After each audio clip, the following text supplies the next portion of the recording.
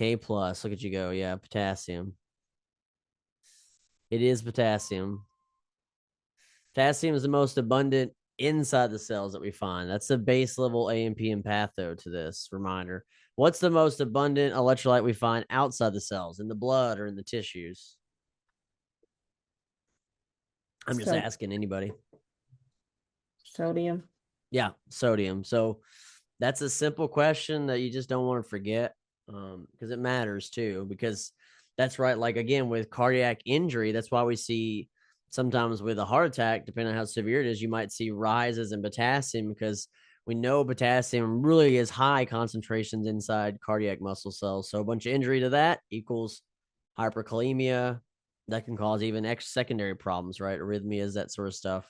That's your biggest concern with potassium, high or low. Keep that in mind. Um, Potassium ECG changes, heart palpitations, maybe muscle cramps, rhythm changes. That's your biggest concern. What's the normal range for potassium? Anybody? 25. Oh, you broke up. I think I heard it. 3.5 to 5.2. Okay, it's going to textbook 3.5 to 5.0. Now, maybe at your facility, it might be 5.2. I think when I was at Centennial's last hospital I worked at, it was 5.2 before we started treating it. Yeah. Most textbooks will say 3.5 to 5 is considered normal. Whether or not you treat it at 5 kind of depends, but that's somewhat the range. Okay. So I'll give that one to Chaz. Then you have a category you want to shoot for next?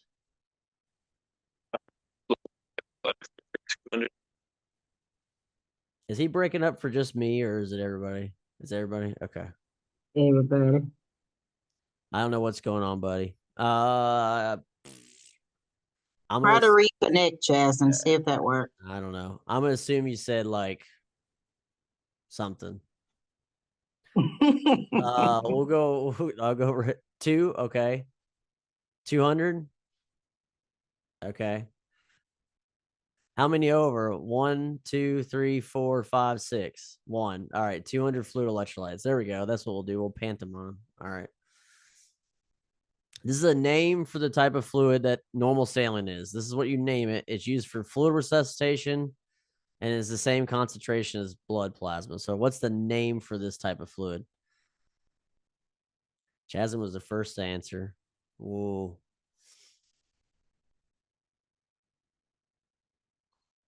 Oops, I didn't even see what it was. He's quick on the trigger. Watch out. Isotonic is correct. This is isotonic. Iso is in the middle, isolated middle. Anybody else? I'll throw some 3 free points in there. Anybody else know what another type of isotonic fluid is besides just normal saline? Not Chasden? Anybody else? You got normal saline. Something else fits in isotonic. Is it LR? It is. Katrina got it. It's LR. Lactate ringers. I forgot. Were you playing, Katrina? No. I don't No. see. Okay.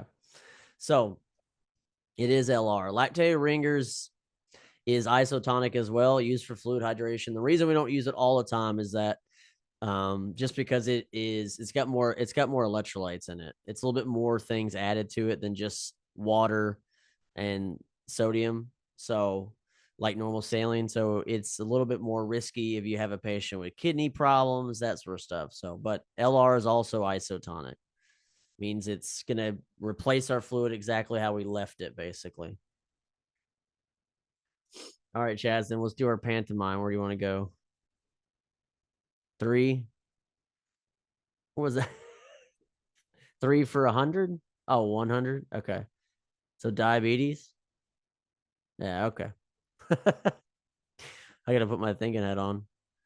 Polyuria, polydyspnea, and polyphagia are the 3 classic manifestations of this condition. So not what you think. No, Steph, my answer too quick. But like, what do you call someone that has diabetes? What do they normally suffer from? What's the problem called?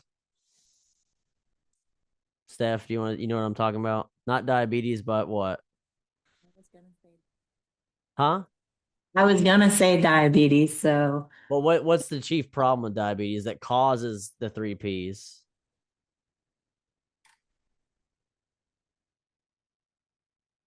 Diabetes mellitus.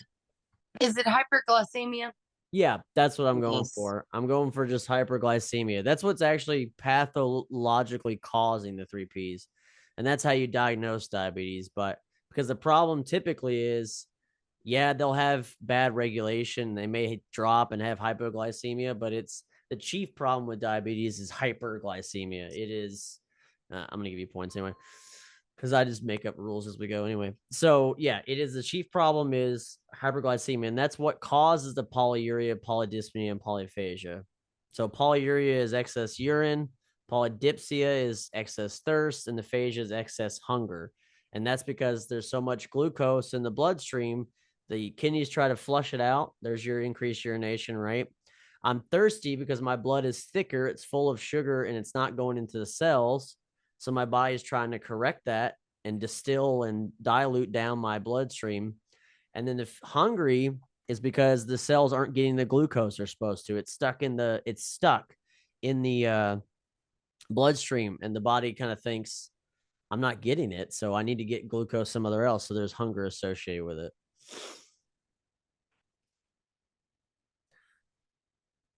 Again, questions aren't worded particularly great, but that's what I'm going for. Hyperglycemia is like the chief problem with diabetes in general. Steph, I'll let you pick where we go next.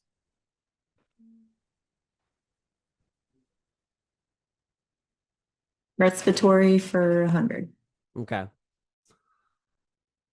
What's the name for the subjective feeling of difficulty breathing if it's as it's reported by a patient? What's that name? Chasden was the first one to click. Chelsea was close. Someone else was going to say it. You can say it out loud. Chasden's answered enough. I was short of breath. I was answering too, but Shortness of breath, yes and no. How would you describe that, though, as a word for it we use? Dyspnea. Oh, no. Anybody? What means difficulty breathing? Is it dyspnea? Yeah, that one. Yeah. Dyspnea is what I was going for there. Because you'll see ATI describe someone as short of breath. Shortness of breath is definitely more of like a description or an objective like visualization that someone is short of breath. Dyspnea is kind of what they report, and so you'll see a lot of times they can use in fairness, you could use shortness of breath and dyspnea interchangeably. You could use them, but when you say a patient's dyspneic, you're kind of saying they're short of breath and that they're reporting that they are having trouble breathing, and it's visually also represented. And they also don't like to use SOB as an acronym for shortness of breath anymore and blah, blah, blah. So a lot of times you'll see ATI use dyspnea to describe kind of that shortness of breath feeling and what the patient reports. So, okay, those are some of the easy ones. We're still on easy. I'm going to give that one to, who am I going to give it to? Katrina, you can tell us where you want to go. Well, I'm not logged into play. That's so- okay. Tell me where you want to go. Oh, okay. Let's try let's do the diabetes again for 200. 200. Okay. So diabetes again. So I got a glucose below 70 is defined as this. Comes with pallor, diaphoresis, shakiness, confusion. Chelsea was first. Glycemia. Yeah. Is that what it is? This is hypoglycemia, right? Yeah. Yeah. So just keep in mind the symptoms you're thinking of when someone describes someone's pale, sweaty. It's usually the sweaty and shakiness that come in there. And then later, when it's really low, you start getting confusion. You can still have some confusion, disorientation, everyone reacts differently a little bit to hypoglycemia. I've seen patients that seem to be okay with it. I've seen patients that are awake, alert, talking, and their blood sugar is like 35, 40. Where I've also seen people that are almost comatose with a blood sugar of 35 or 40. So it can kind of vary. But yeah, we're talking about hypoglycemia. And usually the patient will start feeling it and report it to you, but it kind of depends, right? I don't think I have a question about this. So let me ask anyone else in the call here. So talking about hypoglycemia, if that was a scenario, someone told me they felt shaky and weak, their blood sugar was say 60, they're awake and talking. I don't think there's any issues with them swallowing. What do I do first? The 15. Yeah, 15, 15. So 15 grams of carbs and then recheck in 15 minutes. So if they're awake talking, we know they can swallow. We do oral 1st. Again, even in this scenario, it's a little bit nursing judgment and that sort of stuff. Like that person I talked about that's really low blood sugar, but they're still awake and talking. That's up to nurse judgment a bit. And I would probably include like a charge nurse in that discussion and be like, should we just go straight to the IV? Because this is really low. But in textbook world, if they're awake and talking, we can do 15, 15. You could potentially, if their blood sugar is pretty low, usually less than 15, sometimes they'll talk about doing 30 and then 15. So like glucose gel packs come in 15 grams. So like it'd be like 2 of those and then recheck in 15 minutes. But you want to go with simple carbs. So your juice, things like that. You want to kind of avoid like peanut butter crackers or more complex carbs. I'll use simple stuff. Even candy would be okay, but usually the juice is the fastest to get going. Orange juice, apple juice, something. And you could also give them some food too, just to kind of help, maybe make them feel a little bit less. But and then if they're not following directions, so their blood sugar is usually less than 50 and they're not following directions appropriately, they seem confused, and you're concerned about their ability to swallow, that's when we go to the IV D50 or we go to glucagon IM if we don't have IV access. That's that pathway. So keep in mind that pathway. All right, Chelsea, I give it to you. Where do you want to go? You can just go diabetes, whichever one is next. All 300. right. Sorry. No, it's okay. So 300. This type of diabetes is early onset. It's autoimmune. It destroys beta cells and requires insulin therapy for survival. Renee was first on the trigger. Type 1. This is type 1, right? Type 1. Yep. I mean, that's just kind of definition wise. Don't forget that it is known as insulin dependent diabetes mellitus. That's why I put the acronym up here. Because sometimes you know how ATI gets, they like to write stuff out, make it more complicated. So instead of saying type 1, they might say insulin dependent, or sometimes they might say non-insulin dependent. Non-insulin dependent is type 2. So it's always something good to keep in the back of your head. Renee, you want to keep going down that category or go somewhere else? That's fine. You can do that. Sure. $400. What lab tests reflects the blood glucose average over like 2 to 3 months and is a great standard tool for diabetes when it's 6.5% or higher as a diagnostic tool? Chelsea was first on the trigger. Renee was, of course, second, though. What is it, Chelsea? A1C. This is hemoglobin A1C. Don't ever forget that this is what they talk about being the kind of the gold standard of confirming diagnosis and also monitoring blood glucose and diabetes over time. And so typically there's a little nuance to it, but typically 6.5% and higher is like equal to diabetes, basically. That's how you would think of it. Okay. Let me just keep going, Chelsea, down the list. Sure. $500 on the line. So this is an acute complication, is more common in type 2 diabetes. It usually has a severe hyperglycemia, dehydration, and doesn't have without significant ketoacidosis. So there's no ketoacidosis, a lot of dehydration, electrolyte loss, and it's common in older people that have type 2 diabetes. Let's see if you can remember the name of this.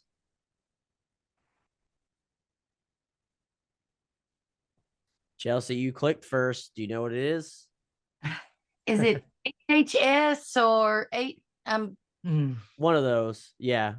It has a few different names. Sometimes it goes by like AH1, which is hyperosmolaric non-keto acidotic syndrome or something like that. AH1, hyperglycemic, hyperosmolaric, non-ketotic syndrome. Golly, I had to think about that one. I usually just call it HHS, hyperglycemic hyperosmolar syndrome. So this is HHS. So yeah, you nailed it.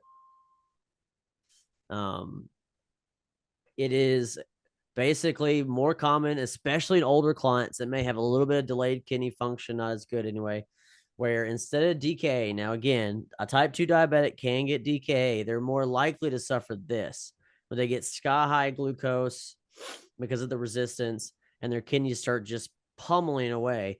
And the biggest priority for them, okay, keep in mind, because this was a test question that kind of threw some people off from the unit 2 test. And so for HHS, you think, again, it's type 2, more likely to suffer from it. Older clients, more likely to suffer from it. The problem, what is the problem? The problem is increased urinary output that leads to dehydration, severe dehydration and electrolyte imbalances. Okay. That's the problem. The sugar is a big deal. The sugar being high is a problem. We want to correct it. But with HHS, your number one priority is actually hydration. It's fluid resuscitation, IV fluids. So think IV fluids first as a priority. Then we treat the hyperglycemia. And then we fix any electrolytes. We fix electrolytes. That's kind of, they always talk about this being the priority is actually fluid resuscitation first. Okay. That's kind of how HHS goes. When we're talking about DKA, okay, we know this is an acidosis based on all this ketone production because we can't metabolize glucose or we can't get glucose into the cell effectively because we don't make insulin. So again, DKA is much more of a type 1 problem more commonly. And the number one priority for them is to treat the hyperglycemia and give them insulin. That's their number one. Not because their glucose is sky high, but because giving insulin kind of helps pull the glucose into the cells, but it also pulls the acid in too. It also pulls those ketones back into cells, and the cells metabolize the acid, and it kind of acts like a buffer. So insulin's the number one priority with DKA because it's not only going to just get the glucose down, but it's also going to help the acidosis. And then after that, we're going to do fluids and watch electrolytes and stuff like that. So it's just like reverse 1 and 2 for both these conditions. So if you get it, So go ahead. you said insulin, it pulls the potassium and acid back into the cells. Glucose and acid. That's what I meant. Yeah, but I knew what you meant. I was just making sure. Yeah. Yes. So Okay. it basically, because what happens is our cells produce a bunch of ketones, right? Because they can't get the glucose in. They start metabolizing protein and fats. And what insulin does is it's like a transport key, right? Unlocks the door.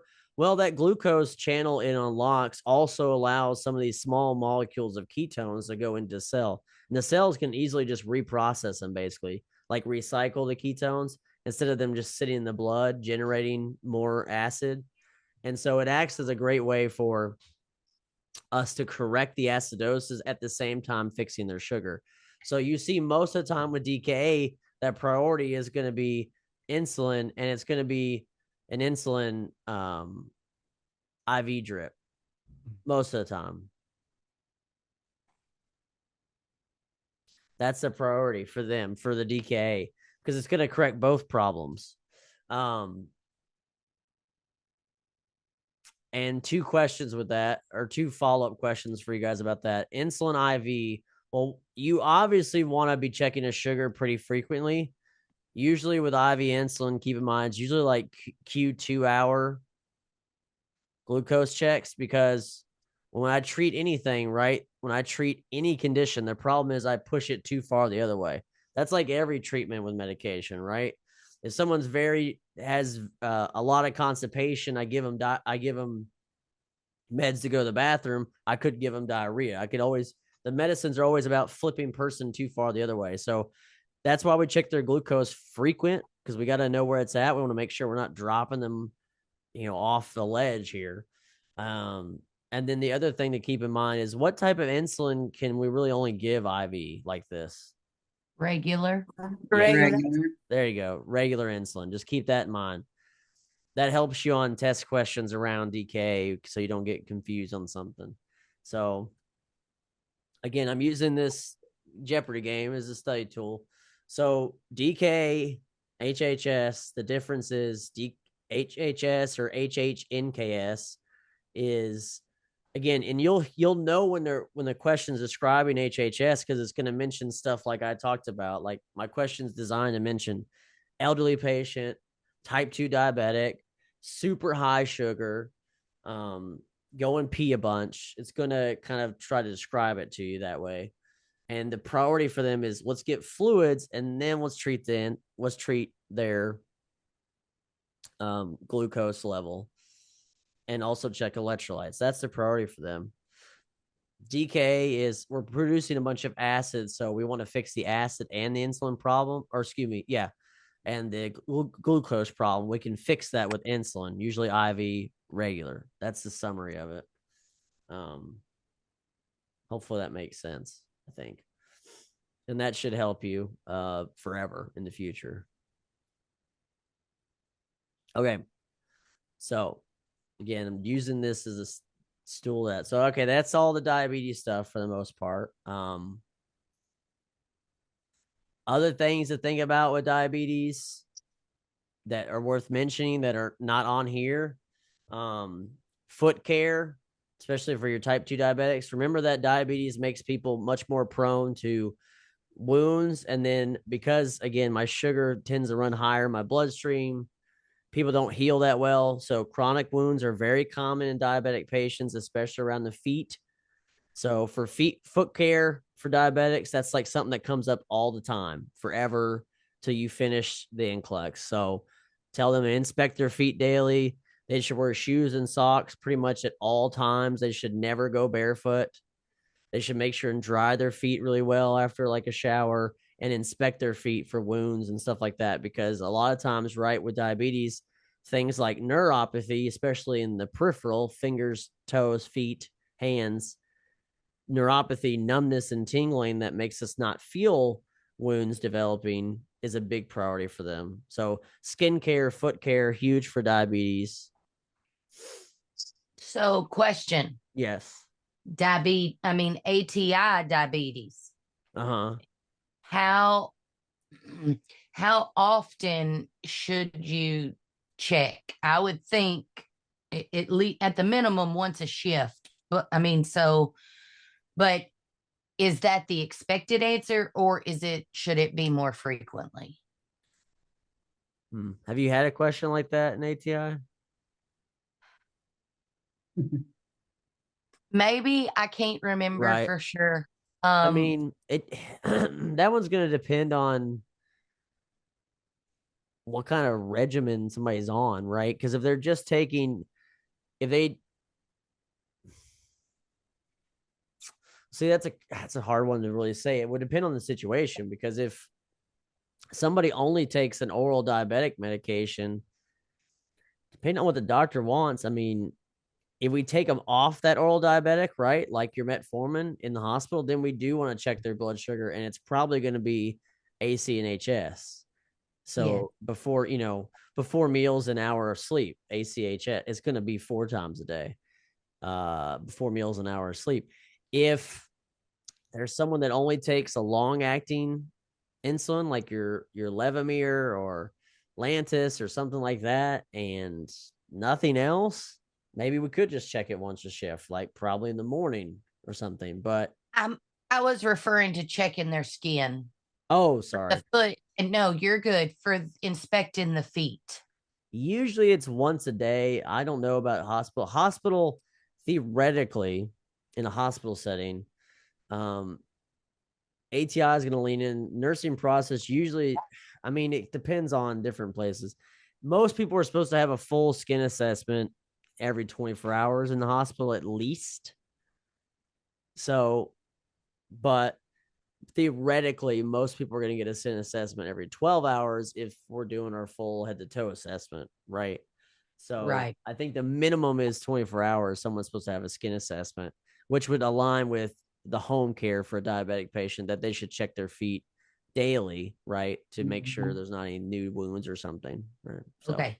I think daily is good, but in the hospital, again, depending on policy, it definitely would end up being once a shift if we're doing normal 12-hour shifts. Gotcha. Sorry. Okay, I understand your question now. Sorry. Yes, you understand. I'm sorry. That that was No, my it's okay. question. I mean, I was not talking about blood foot. sugar checks. I was talking about foot. You're good. And keep that in mind. I mentioned metformin. Metformin, right, is one of the common oral diabetic medications. Just keep in mind that that one's a tough drug, that it is tough on the kidneys, and it doesn't play well with other meds. And if we give someone contrast dye and they're on metformin, we're really worried about their kidney function because they have to get rid of that contrast dye through the kidneys. So just keep in mind that a lot of times metformin might get put on hold when someone goes in the hospital, and they might ask something like that sometimes. I think that covers most everything diabetes. Okay. Lost my whole train of thought. Where do we want to go next? Acid base imbalances. I'm gonna pick acid base imbalances for you guys because I know you guys love that so much. This is easy. What's the normal pH range for human blood plasma?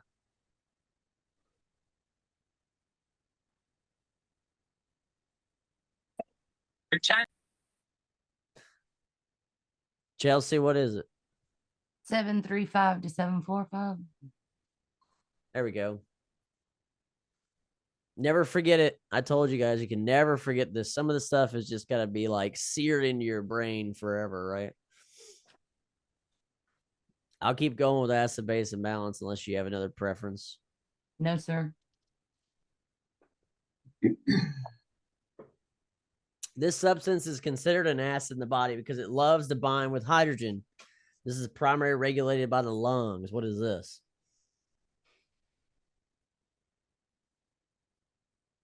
Chasden. I'll see what your answer is. You correct, sir. Yep. CO2. Remember that CO2 loves to grab up hydrogen. And again, when we retain CO2, that means that we're going to become more acidotic. So more CO2 we have, the more acidotic we become. Is my mic working now? Yeah, I think so. Yeah. Sweet. I don't know. Keep going. Okay. I don't know. It sounded like a Zoom being Zoom kind of thing. All right. So a condition that has a low blood pH and low bicarb. You can see this imbalance in DK and renal failure, which is pretty obvious. What is this? Kidney failure, DK, low bicarb, low pH. Metabolic acidosis. Yeah, this is metabolic acidosis. So keep that in mind too, like what causes some of this stuff.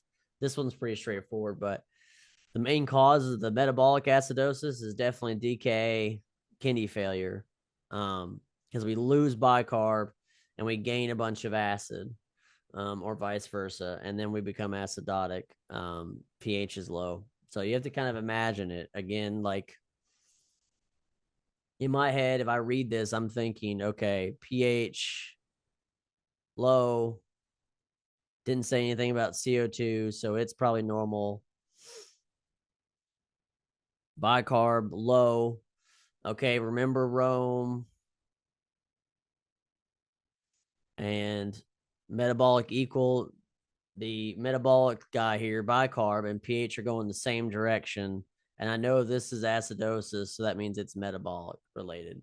So again, that's what I'm thinking in my head. I'm kind of just imagining that. And that shouldn't steer you wrong like ever, right? Again, you don't want to miss acid base balance questions on the final just because like you guys should know that stuff, right? It's been thrown at you a bunch. So threw some back at you at the respiratory test last time. Like it never goes away. So hopefully that'll stick. And those will be some good questions you can find pretty easy. I'm gonna jump over to fluid and electrolytes for 300. I think I have one question here I don't like as much, but I'll find it and I'll give you an explanation. Okay, so someone has neurological changes. They're confused. Stupor means they're drowsy out of it. And sometimes severe cases, they could have a seizure or a coma. What is the what electrolyte manifestation is this? Chelsea had an answer. Hyponatremia. Who's that? All right. Yeah. This Oh, is Maria. This is hypernatremia is what this one is. This is hypernatremia. So remember, like I talked about before, you gotta for the electrolyte imbalances, really, make them stick in your head. Like so sodium is Na. I just think of sodium means neuro changes, right? So low sodium, they're going to get like drowsy, like less responsive. High sodium, they're going to get hyperactive, agitated, maybe those kind of things. Potassium, it's always like cardiac arrhythmias. Calcium was the weird one, right? Calcium's mostly in skeletal muscles, so that's a lot of the symptoms you see. So a high calcium usually means that, again, I talk about it like calcium is supposed to be in the cell. So high calcium means like the blood has stolen too much calcium. The balance is out of whack. And so you get muscle weakness and tendon reflexes are like delayed. Flaccid muscles, tendon reflexes are diminished, that sort of stuff. With a low calcium, you get the opposite. You get excitable muscles, and the muscles firing too much. So muscle spasms, tetany, the Trevec sign, Trousseau sign, the cheek thing twitching, the arm twitching when I put a blood pressure cuff on it for Trousseau sign. Tendon reflexes are sky high. That sort of stuff is low hypocalcemia because it's like it's the out of balance basically.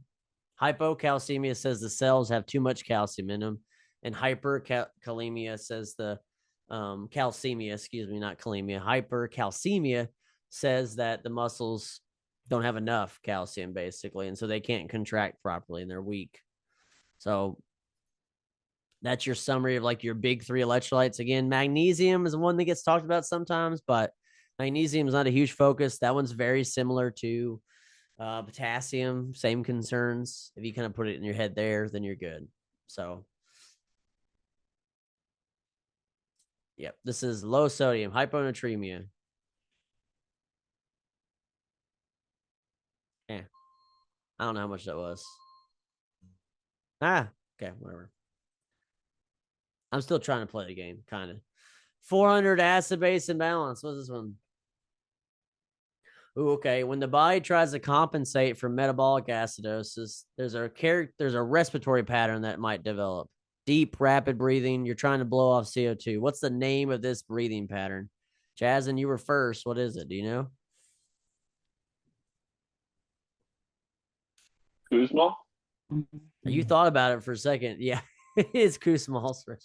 That's what I put when No, I yeah. was overthinking it. Yeah. Don't overthink it. Yeah. So Kuzmal is, again, when you see something's DKA because it's a metabolic acid. You always know DKA because they'll usually almost always ATI will mention DKA and it will go there. They have Kuzmal respirations, fruity breath, blah, blah, blah. And you're like, there's nothing else it can be. So keep that in mind. If someone has fruity breath, I don't know of any other condition that is causing fruity breath. There's plenty of conditions that cause like halitosis and gross breath, but fruity breath is only ever DKA. And they usually always put Kuzmal respirations because your body tries to blow off some extra CO2 to get rid of some acid in some way and to help. And you'll start doing these deep, rapid breathing that the patient will describe they're not in control of. They're not doing it. So that's Kuzmal respirations. Always goes hand in hand with DKA usually, but any metabolic acidosis. Drop my little marker for my tablet. Okay. Fluid electrolytes for 400. Oh, this is the question I don't like. If you can get this, is okay. This won't hurt you on the final. This is the question. I knew there was one in here I needed to change. I just couldn't remember which one it was. But there's osmotic pressure, right, and hydrostatic pressure. But there is technically a name for the pressure exerted by the plasma proteins in our blood. I would just call it osmotic pressure, but it does have a technical name. It's a subtype basically. But do remember that way we balance our body is that relationship between the stuff inside our bloodstream, like sodium and proteins, having a sucking force, a osmotic pressure, a pulling force back into the bloodstream, and our heart pumping, creating the hydrostatic pressure, the pressure pushing out. If no one knows this, that's okay. This is onconic pressure, or sometimes called colloidal pressure. That's referring specifically to what the proteins do, but you would just use you would use osmotic pressure to describe this. It's technically a subtype of osmotic pressure, so don't get worried about that. For you guys, it's just remembering that how does capillary exchange work? Again, it's hydrostatic pressure of the heart pumping pushes stuff out on the artery side, and then what pulls that fluid and stuff back in from the tissue to the vein side of a capillary is the osmotic pressure, this colloid plus sodium, all this sucking force of the electrolytes and the components in the blood to kind of suck and pull the fluid back in. All right, fluid and electrolytes for $500. So we have this type of solution. What's the name for half normal saline? Remember that it can cause swelling because it pulls fluid out of the vascular space and into interstitial space. Half normal saline.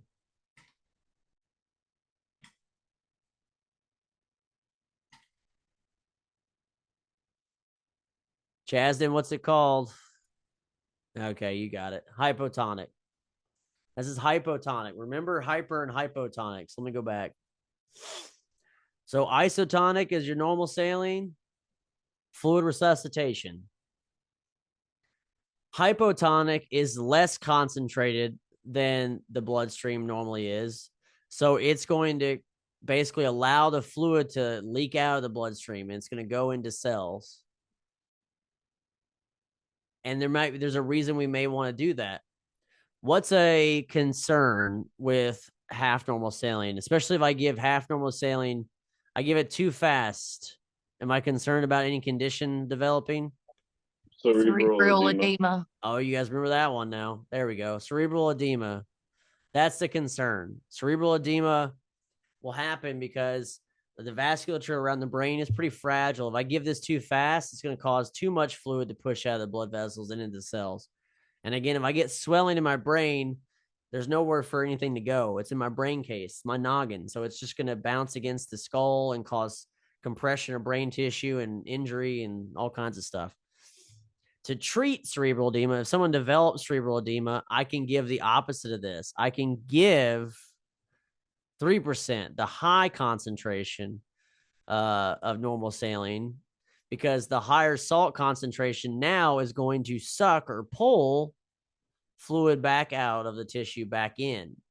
So if I have cerebral edema, I give normal saline. if I give this to half normal saline too fast, I can cause cerebral edema. So that's the kind of confusion. But I always kind of remember that if this helps too, like I kind of talked about this, but hypotonic solutions cause cells to hippo. I don't know if that makes sense, but to swell. A hippo is a big thing. It swells. So they cause cells to hypotonic will make cells hippo. They'll swell. Again, there might be a reason we want to pull some fluid out of the vasculature and into cells. It might help with certain problems. And hypertonic causes the cells to shrivel up. Hypertonic pulls fluid from the cells and back in the vasculature. So it could fix cerebral edema, but it might cause cells to swell or shrivel up. But hypo, I don't know if that helps or not.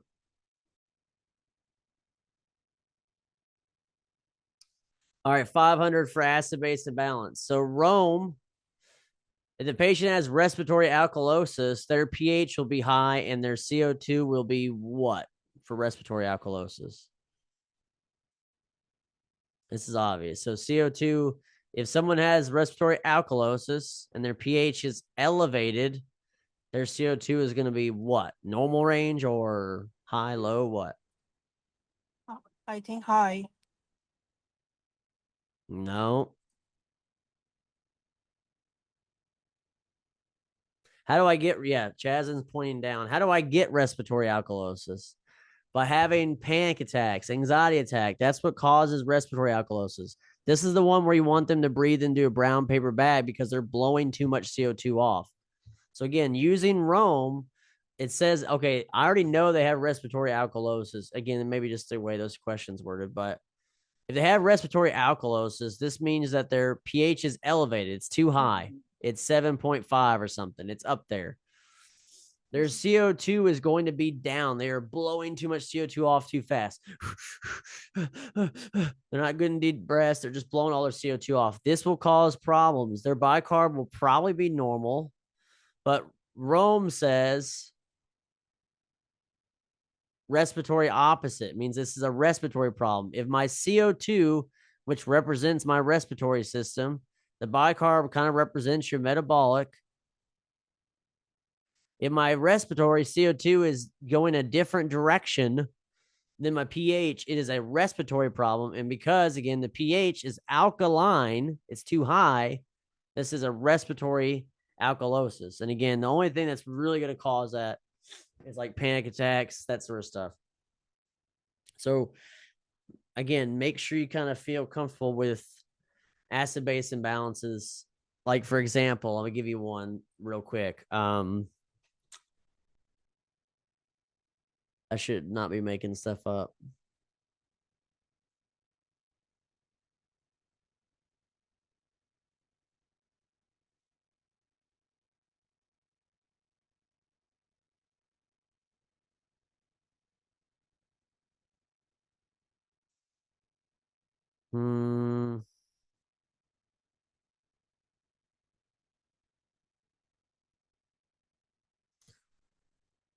What acid base imbalance is this person suffering from?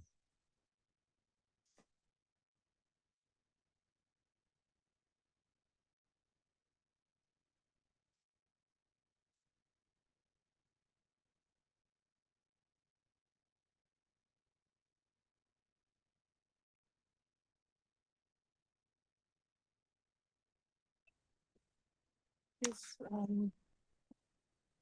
pH I didn't hear you. pH high and CO2 high. I think that I'm sorry. It's okay. So, guys, always acidosis. go ahead, Chasden. Respiratory acidosis. You're correct. Is respiratory acidosis. Always just go, it's easy. Start with the pH, okay? Is the pH normal, high, low? It is low, right? It's just below the normal range. 7.34. Normal 7.35. So it's just below. So automatically, I know I can call this acidosis. Automatically. Now I got to figure out again, Rome, Now I got to figure out if it's a respiratory problem or metabolic. CO2, normal CO2, 35 to 45. This is elevated. And bicarb is 22 to 26, sometimes 28, depending on the textbook. This is within normal limits. This is normal. So respiratory opposite says that this is a respiratory problem. It's respiratory acidosis. So I go through like 3 steps. I go, what's the pH?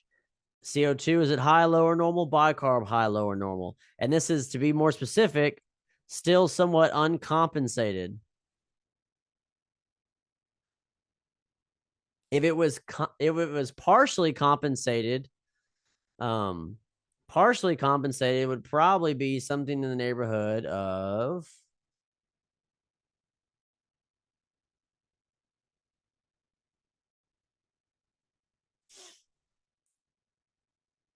their bicarb would be I can't get my thing right.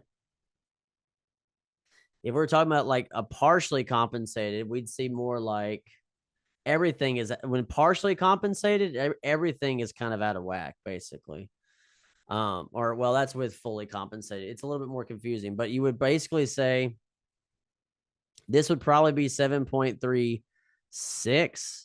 CO2 might be 47, and bicarb might be 29 or something like that. So these two are out of it, but it still fits. So this is normal. This is elevated. This is elevated.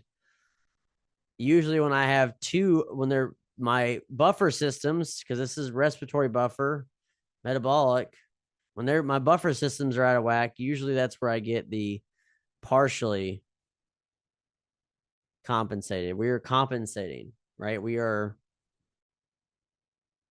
figuring it out. Our body is raising bicarb because it's the opposite. It's a base to try and lower the CO2 level. That would be the progression.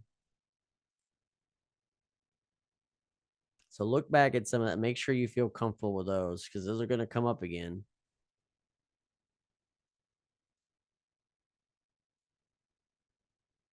Okay. More than halfway through. Are you guys okay? Are you hanging in there? We still awake? Yep. Okay. I don't know if Anna is, though. She looks sleepy. She's playing. I'm playing. Okay. Hang in there. So let's do respiratory for 200. I'll bounce around some. We'll just pick some stuff. High-pitched musical sound heard during breathing, often on expiration.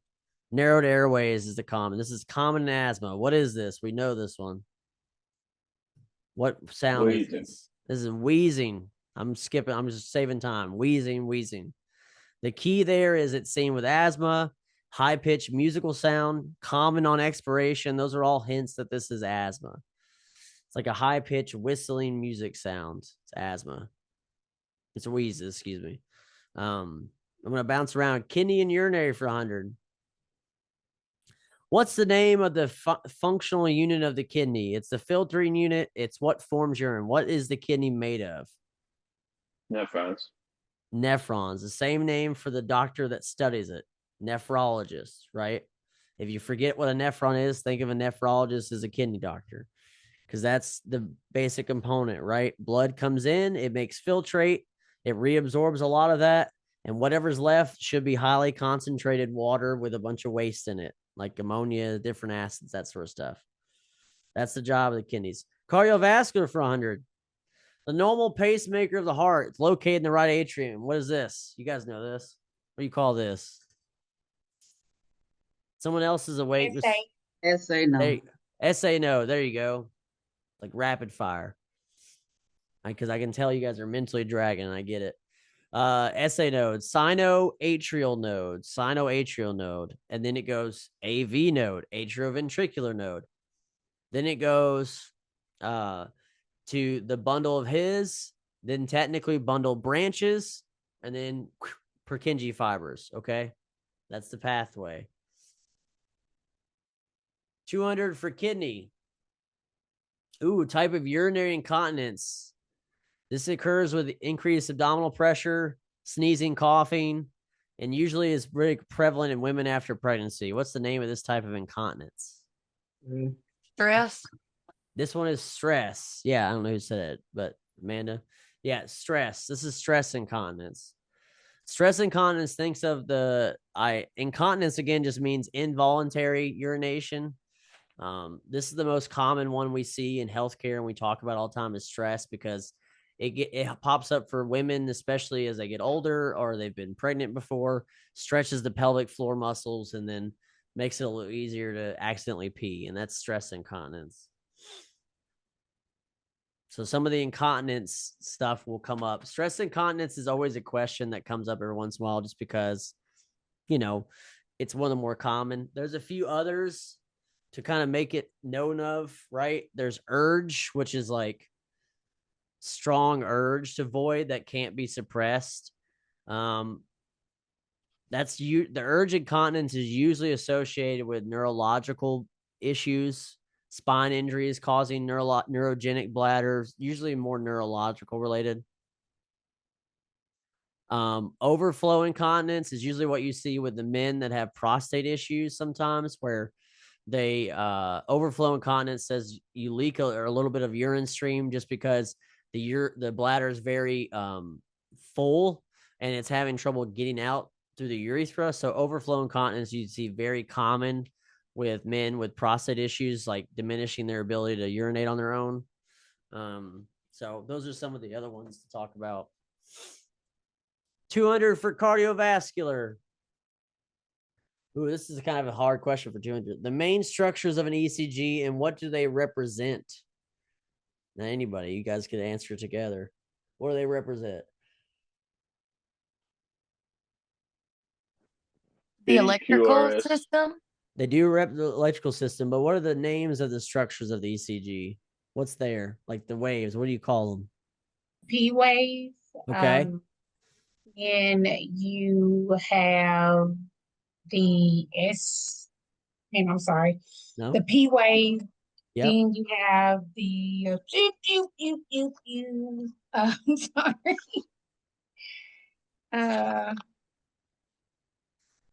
It's hard when QRS. The QRS. There you go. QRS There you go. complex. And within those two, you have the PR interval. Yep. Then you also have the T wave, the ST segment, Yep. the So QT interval. yep. Then you also have the J joint. The J point. Yeah, J point is a very specific for us. I'm thinking more general. So that's all correct. What about do you know what does the P wave represent? What is it telling us? What's happening in the heart when the P wave comes up? The atrial contraction. Yep. So it's the atrial depolarization. 100% correct. What about the QRS? What is it representing? The ventricle depolarization. That's leading to the contraction of the ventricles. Correct. And then the T wave, what does it represent? The ventricle depolarization. Right. The relaxing part. Ventricular. Yeah. Perfect. You nailed that. That's like everything you could possibly need to know about an ECG at this point. So good job.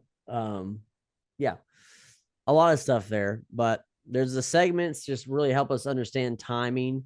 If the segments are elongated, that usually again talks about timing. But for you guys, really, it's what's a P wave, what's a QRS, what's a T wave, what does that mean? What are they trying to show us? And this is what we see for the pathway of the SA node all the way through. Yeah.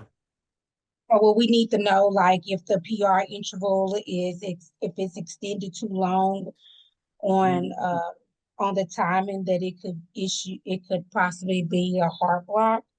No, that's still more like adult health 3 stuff where you get into more detailed EKG or ECG interpretations. For us, it's just what you mentioned, mostly the P wave, QRS, T wave. What do they represent? And then that I know there are segments and kind of what they're supposed to show us. They're supposed to be from here to here. And it's just a general, but I'm not going to ask you a question specifically about the PR interval The most specific thing about PR interval would be, can you understand that it's long? So PR interval is supposed to be 0.12 to 0.20 seconds. If I give you a question like, the nurse notes that the PR interval is 0.40 seconds, the nurse notes that this is elongated, or the other answer choices might be, this is normal, or this is not a problem to address. I don't know. That would be the most specific thing you could possibly see. But mostly it's just P wave, QRS, T wave. Like, what do they represent at this stage? Kidney and urinary. So 2 kidney conditions that involve protein, urine, and inflammation. Massive proteinuria.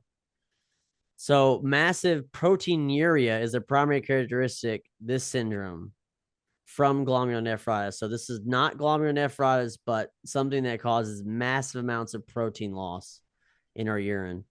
What's the name of this? It's not glomerulonephritis. Nephritic syndrome or nephritic. Oh, Yeah. Oh, nephrotic syndrome. This is Yes. nephrotic. Yeah. Nephrotic. Yes. So these are very similar conditions that develop. So glomerulonephritis is sometimes known as nephritic with an I syndrome. Then you have nephrotic syndrome. So nephritic is glomerulonephritis. Then you have nephrotic, which is what this is talking about. So nephrotic, you get massive protein loss. And that could lead to like blood pressure issues, all kinds of hydrostatic kind of osmotic pressure issues, lots of fluid shifting. So usually with nephrotic, you get edema and fluid shifting out of the bloodstream into tissues, and protein loss, hypoalbuminemia. So low protein in the blood. And then glomerulonephritis is inflammation that causes destruction of the nephrons. So usually you get a lot of hematuria and immature, like urine casts. You get destruction somewhat of the nephrons, and you get proteinuria, but you're more focused on, this is the bloody urine with like the tea colored or cola colored, is sometimes with cola colored urine is the glomerulonephritis. And these are 2 like secondary syndromes that can pop up, and they could lead to kidney failure, but they are usually secondary to some other kind of condition. Could have worded this question better for sure. So the casts, the marked hematuria is nephrotic syndrome with the O. No, with an I. No, with an I. Okay. That's glomerulonephritis, or AKA nephritic. Nephrotic is really the primary problem, is proteinuria and edema, and fluid shifting. Okay. So nephrotic, proteinuria, edema, fluid shifting. Nephritic, really known as glomerulonephritis, inflammation, destruction of nephrons, hematuria, and cola colored urine, or tea colored sometimes maybe, but it's definitely dark colored urine.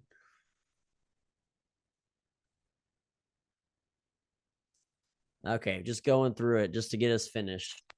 I should use this device to help prevent atelectasis and pneumonia. I gotta encourage the patient to take deep breaths. What am I going to use to do that? Incentive spirometer. There you go. I feel like we could just say it as a chant: incentive spirometer, incentive spirometer. It's always that, incentive spirometer. And they talk about post-op or make the patient cough and deep breathe. That's what we're kind of trying to do. Making a patient cough and deep breathe is the job of the incentive spirometer. And its goal is to keep those alveoli, those small airways, open and not collapsing on themselves. They have to have air movement to do their job. So that's what we got to do. So incentive spirometer. Cardiovascular, chest pain that's predictable and occurs with exertion or stress, but is relieved by rest or nitro, is anybody? What is it? Stable. Stable angina. Stable angina. Yep. If it wasn't relieved by rest or meds, it is unstable. Okay, like I said, going fast, just getting through stuff. What are the, so this is basically asking, BUN and creatinine are representations of kidney dysfunction, right? What's the normal ranges of BUN and creatinine, though? See if you remember this. This is helpful if you do know them.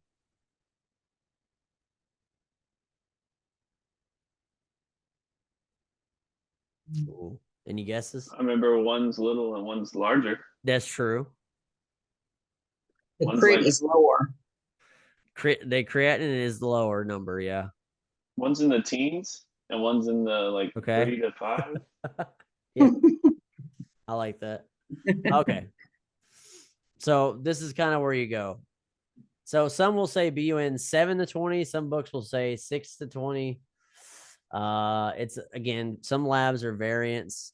You could say 7 to 20 for BUN. And remember, BUN stands for blood, urea, nitrogen. It's a measurement of nitrogenous waste, okay? Creatinine is 0.7 to 1.2. 6 to 20, 7 to 20, you could say for BUN. Blood, urea, nitrogen. Because sometimes they like to write that out for BUN. These are always good to know because, especially as you start doing more and more ATI, because they're going to give you labs and be like, their BUN was 26. And the good news is that ATI, and the NCLEX have started putting in parentheses some of the normal values. I mean, I guess that's good. That's helpful. I'm a little butthurt about that one because no one did that when I took the NCLEX, but whatever. You had to just know it. Had to know it. But I think it's still helpful to know these so that you do have a general idea of the reference range. But like medications, these will come a little bit more you practice, so that's okay. They are good to know, though. I think that was just me trying to find this very specific question. So chronic lung disease, part of COPD, chronic inflammation in the bronchioles, bronchial constriction, mucus production, usually referred to as blue bloaters because they have edema and they're cyanotic. Emphysema. Other one. Um, What's the other one? Someone help Katrina out. Come on. bronchitis. Yeah, there you go. Chronic bronchitis is this one. So chronic bronchitis is the one that mostly affects the larger airways. Both are associated with smoking, right? Both emphysema and bronchitis have a high CO2 at baseline. They both have breathing trouble. It just manifests slightly different. So chronic bronchitis is this: the large airway constriction, a lot of mucus, wet, nasty cough. They're cyanotic, so they're blue, and they usually have fluid shifting because of this excess mucus, and they usually have edema and things like that. Emphysema is the pink puffers. They're always puffing and breathing. They tripod position, and they're always pursed lip breathing because they're always working so hard to get air out. Theirs is affecting their alveoli. They kind of collapse on themselves and air gets trapped, and they have to work really hard to get air out. And so they're usually skinnier, pink puffers, and have a barrel chest. That's emphysema. Barrel chest, skinny, not cyanotic, puffing, pursed lip breathing. That's any of that stuff is emphysema, pink puffers. And sometimes in the real world, I should say chronic bronchitis, but it is bronchitis. Sometimes in the real world, people will have variations of both, potentially, especially in end-stage COPD. What's the cardiac biomarker that's most sensitive indicator of injury and remains elevated in blood for up to 2 weeks after a heart attack?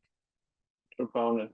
Troponin. Yeah, this is always troponin. So the other ones are CKMB and myoglobin. Those are important, but those should be net zero in blood.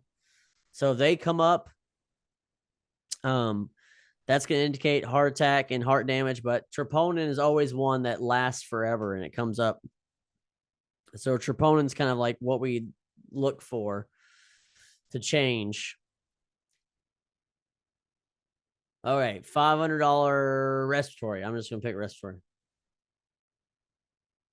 So, emergency condition that involves accumulation of air or fluid in the pleural space causing the lung to collapse. So, basically, what's the name for a lung collapse?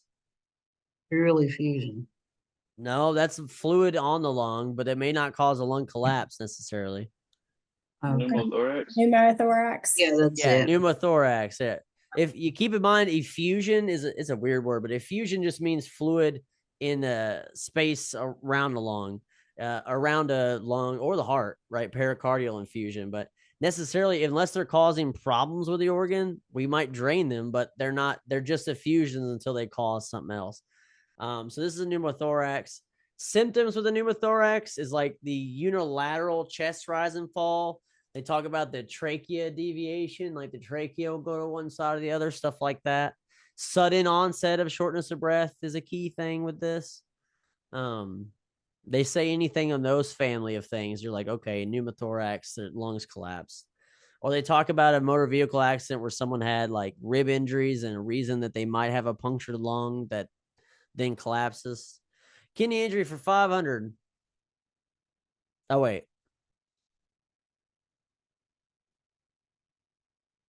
This question's up. Wait, oh. Never mind. This is nephrotic syndrome again. What did I screw up? I screwed something up. I don't know what I did. That's nephrotic syndrome again. We talked about the difference. Okay, so I got 2 screw ups on here. That's good to know. I think the first one, I think some of the, never mind. I mean, the wording could have been wrong too. I get what you're saying. But I think I explained again that I know 100% that it is nephrotic is massive proteinuria and loss of fluid that way, and low protein in the blood. And glomerulonephritis, or aka nephritic, is definitely hematuria, dark colored urine. That as long as you have that, you're good. So right side heart failure is characterized by a fluid accumulation in the abdominal cavity. What's this fluid accumulation in the abdominal cavity called? Ascites. What was it? Jeez. Ascites. Yeah, ascites. This, it's a weird word. I can never spell it right. AES, like CITIS. Ascites. Ascites is that. So with the right side heart failure, keep in mind your manifestations. I'm gonna see fluid everywhere. It's always a fluid problem, right? It's always fluid problem with heart failure. It's a backup of the plumbing. So right side means all the blood came from my body. So that's where I see my symptoms. I see edema everywhere around my abdomen. I see ascites. I see hepatomegaly, splenomegaly, swelling of those organs, generalized edema everywhere. And with left side, usually left equals lungs. Left lungs means I have lung symptoms because it backs up to the lungs. So flash pulmonary edema, sudden onset of dyspnea, cough, wet, nasty lung sounds, very crackly, sudden shortness of breath. That's pulmonary edema. And what's the number one treatment they're going to do for heart failure?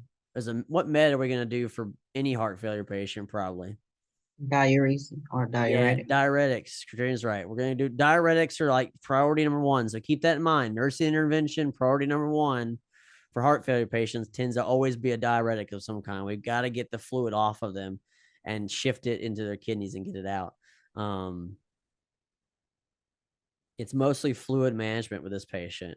Fluid restriction of their diet sometimes we have to do along with diuretics.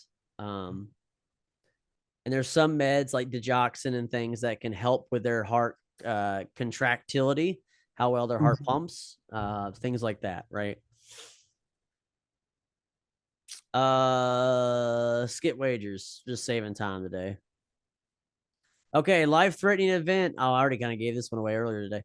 Severe elevation of blood pressure, typically above 180. So evidence of acute life-threatening organ damage. What do you call this hypertensive event? Emergency. This is hypertensive emergency because there's organ damage. We talked about this before the test, but don't forget that. That's pretty good.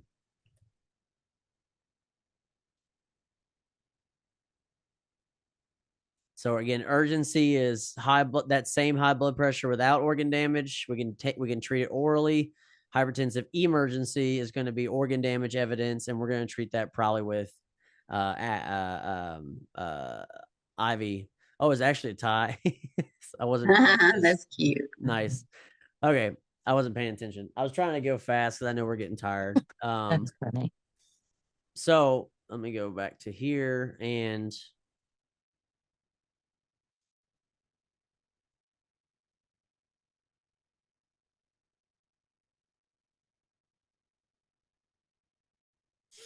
I'll ask us a couple other questions.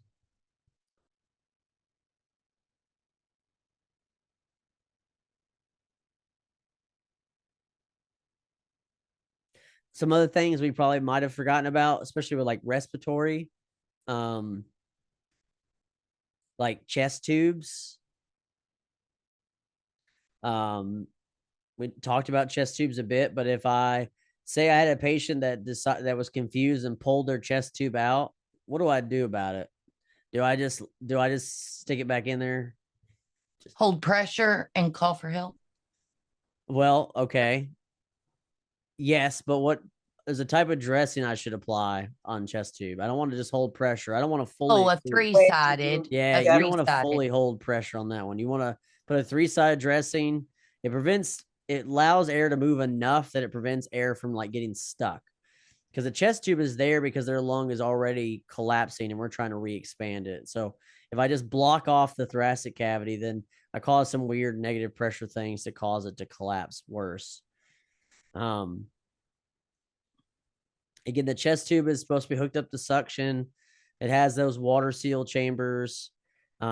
Typically, continuous bubbling in the water seal area means that there's an air leak.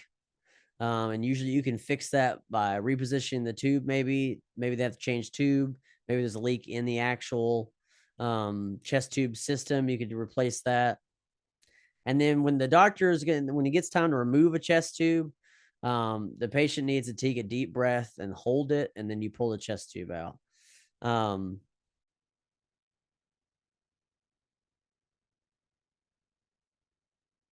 Other things that we're talking about, like tuberculosis.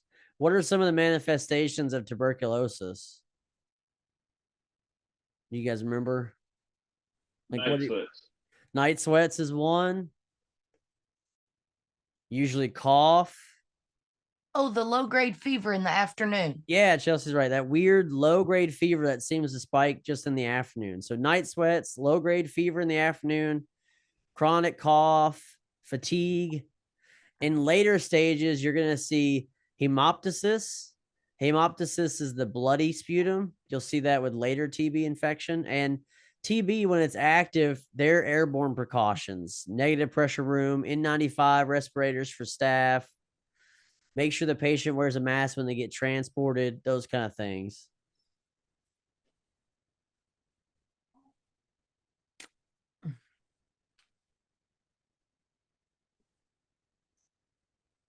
Some other things to think about from first kind of unit. Some of the random stuff from chapter 53, the male reproductive, those are kind of random and not that much. Like, remember, so erectile dysfunction medications, the main one that used a lot is in that family, Viagra, Cialis. It's a PD5 inhibitor. What's the biggest concern with those meds that I'm worried about as a side effect or an adverse effect? Hypotension. Hypotension, because they act as a vasodilator. They try to dilate blood vessels around the penis and allow blood flow into the penis for erection, but that causes vasodilation everywhere. So it's very possible if I already have a history of blood pressure issues or already take a blood pressure med and I take a PD5, then I could end up inhibitor, then I end up potentially causing, hypotension. So that's something to always educate people about with erectile dysfunction meds. What's the purpose of a male doing a self-testicle exam in the shower? What are they looking for? Testicular cancer. I mean, a Yeah. math. I mean, Yeah. like, I mean, yeah, most self exams are ruling the same thing in the breast one, looking for rule out cancer, and testicular cancer usually would feel like a painless mass or lump on the testicle, but it usually would be painless.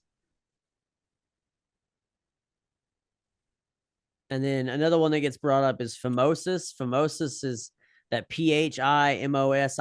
Phimosis is that where someone has an uncircumcised penis and the foreskin comes over and basically starts to, it either gets inflamed or infected and swells, and then now you can't retract the foreskin over the penis, and that usually causes a lot of irritation, infection possibly, and possibly leading to a circumcision as an adult, having to cut the foreskin away so the blood flow to the genitalia itself like actually doesn't just stop happening. You still get blood flow there. So that's some of the male reproductive stuff.